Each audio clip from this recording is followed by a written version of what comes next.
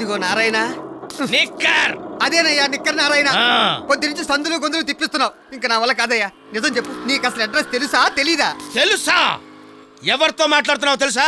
ఈ సిటీలో కొన్ని వేల మందికి అడ్రస్లు చెప్పాను. నన్ను తెలుసా అని అడుగుతావా? కూర్చో. వద్దులే, ఇలా కూర్చోబెట్టి ఒక పిచ్చాసుపత్రి పంపించు.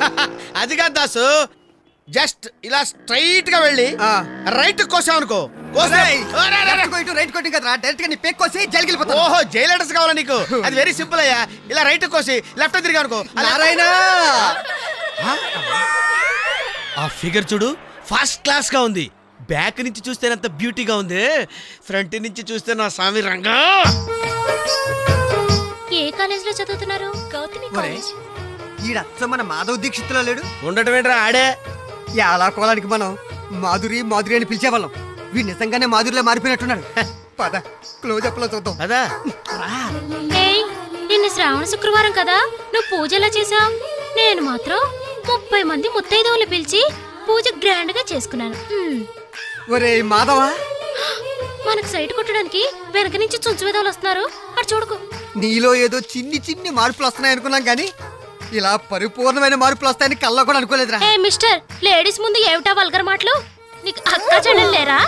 నువ్వేంట్రా? ఎరా ఫ్లాష్ బ్యాక్ అంతా మర్చిపోయావా? ఒకే మంచం మీద ఒకే దుప్పటి కప్పుకుని నన్ను గట్టిగా కౌగులించుకుని మీద కాలేసుకుని మరీ పడుకునేవాడు. ఇగో ఇప్పుడు ఇలా మాట్లాడటం ఏం బాగోలేదురా.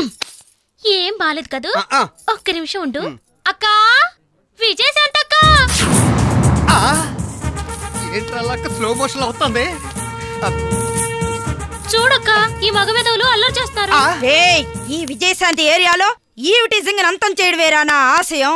మీలాంటి ఎదవల్ని మక్కెలిరగదన్ని పోలీసు లాకప్లో వేయడం వేరా నా కర్తవ్యం. ఎంత పర్సనాలిటీ వేసుకొని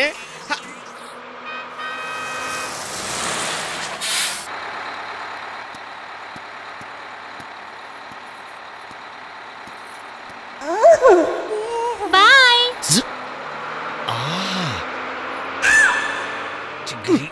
ఏంటి బస్సు ఎక్కుతావా? ఒక్కడి పీకుద్ది.